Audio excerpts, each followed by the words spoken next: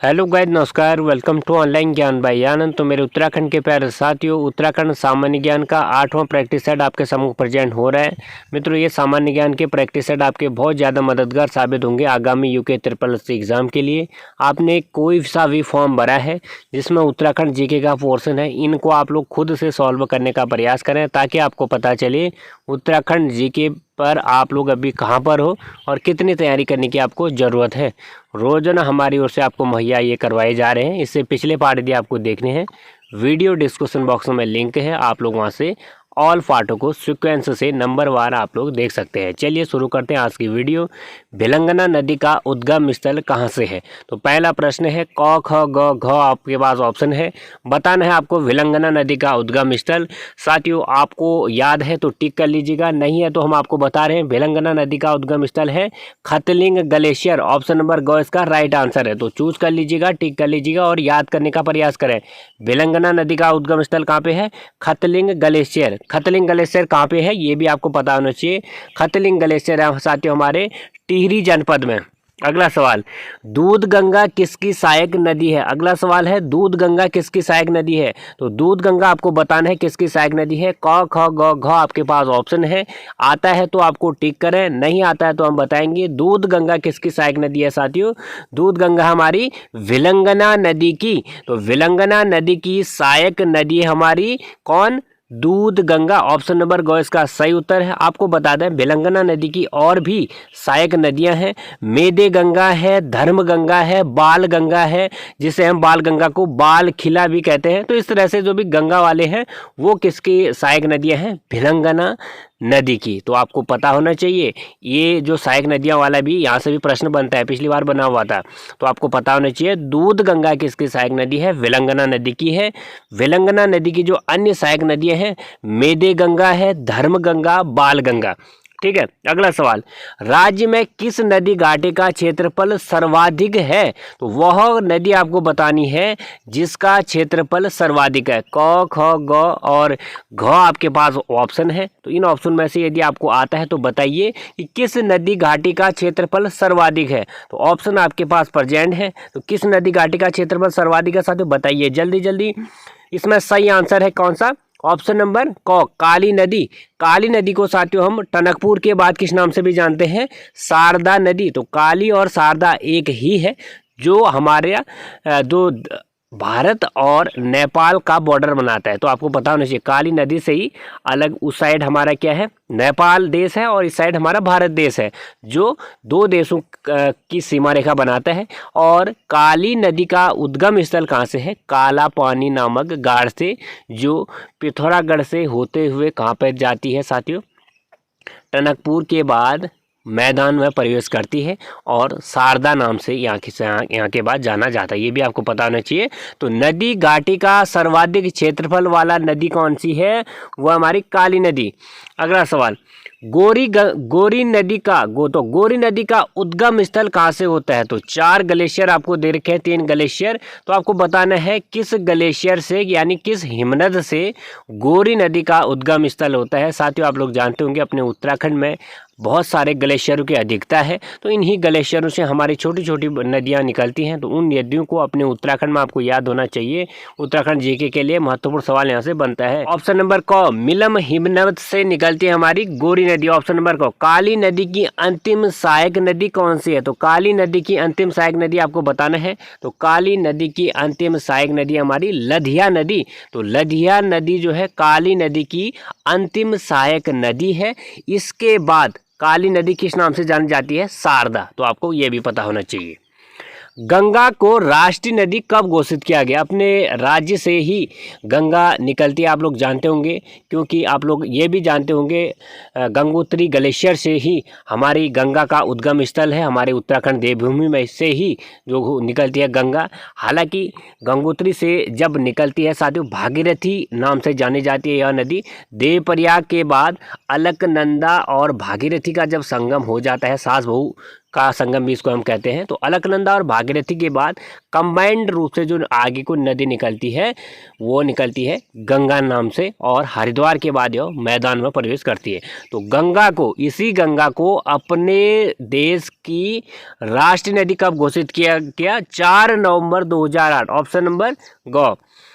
राज्य की वो कौन सी नदी है जो सबसे लंबी नदी है? तो राज्य की सबसे लंबी नदी का नाम आपको बताना है। क्या काली नदी है, गंगा है, रामगंगा है, इनमें से कोई नहीं है? तो राज्य की सबसे लंबी नदी है साथियों काली नदी। काली नदी जो है 252 किलोमीटर बहती है, 252 किलोमीटर। तो जब काला पानी गाढ़ से बहते हुए जहाँ पर इसका उद्गम स्थल है, तो इसकी जो दूरी है साथियों अंतिम मैदान में प्रवेश करने तक अपने राज्य में 252 किलोमीटर। तो इसीलिए काली नदी सबसे लंबी नदी है अपने राज्य की। अगला सवाल है, गंगोत्री से देवप्रयाग तक गंगा की कुल लंबाई कितनी है? तो अभी हमने आपको बताया कि गंगोत्री से ही हमारी गंगा का उद्गम स्थल है, और गंगोत्री से देवप्रयाग तक इस गंगा नदी को भागीरथी नाम से जाना जाता है। और भागीरथी और अलकनंदा का जब संगम देवप्रयाग में होता है, तो उसके बाद कंबाइंड रूप से इन दो नदियों के संगम के आगे को जो नदी बहती है उसको गंगा नाम से जाना जाता है। तो गंगोत्री से देवप्रयाग तक जो भागीरथी नाम से गंगा निकलती है उसकी लंबाई आपको बतानी है। तो गंगोत्री से देवप्रयाग तक जो गंगा की लंबाई है वो आपको बताना है। तो गंगोत्री से देवप्रयाग तक गंगा की लंबाई है 205 किलोमीटर। ऑप्शन नंबर ख इसका सही उत्तर है। और गंगोत्री से देवप्रयाग तक यह नदी किस नाम से जानी जाती है? भागीरथी।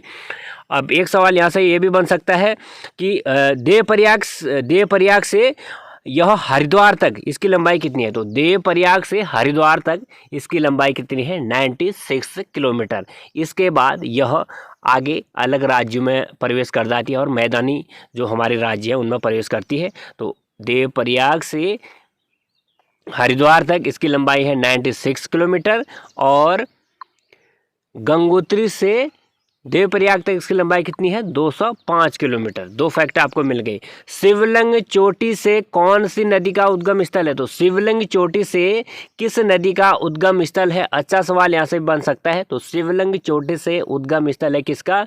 क ख ग घ बताइए जल्दी जल्दी। तो शिवलिंग चोटी से है साथियों अपना आकाश गंगा। ऑप्शन नंबर ख। आकाश गंगा का उद्गम स्थल कहाँ पे है? शिवलिंग चोटी। अब आती है बात, यह आकाश गंगा किसकी सहायक नदी है? तो आकाश गंगा है साथियों हमारी भागीरथी नदी की सहायक नदी। अच्छा सवाल है अभी। आगे आपके सवाल संगम से संबंधित, यानी जब दो नदियों का संगम होता है वहाँ पर किस नाम से ये जाने जाते हैं? अच्छा सवाल यहाँ से बन सकता है। अलकनंदा और सरस्वती नदी का संगम स्थल कहाँ पर है? तो अलकनंदा और सरस्वती जहाँ पर मिलती हैं उस स्थान का नाम हमारा क्या है? केशव प्रयाग। ऑप्शन नंबर घ। केशव प्रयाग में अलकनंदा और सरस्वती नदी का संगम स्थल है। केशव प्रयाग कहाँ पर है? चमोली में, चमोली गढ़वाल में, ये आपको पता होना चाहिए, माणा गांव के पास में। अगला सवाल, अलकनंदा व पश्चिमी धौलीगंगा का संगम स्थल कहाँ पर है? तो अलकनंदा और पश्चिमी धौलीगंगा जहाँ पे मिलती हैं वहाँ पर किस नाम से उस क्षेत्र को जाना जाता है? तो अलकनंदा व पश्चिमी धौलीगंगा का संगम कहाँ पर होता है आपको बताना है। तो अलकनंदा, जिसे हम पुराणों में विष्णु गंगा नाम से भी जानते हैं, तो अलकनंदा को विष्णु गंगा नाम से भी जाना जाता है पुराणों में, ये भी आपको ध्यान रखना है। तो अलकनंदा और पश्चिमी धौलीगंगा संगम है हमारा कहाँ पे? विष्णु प्रयाग।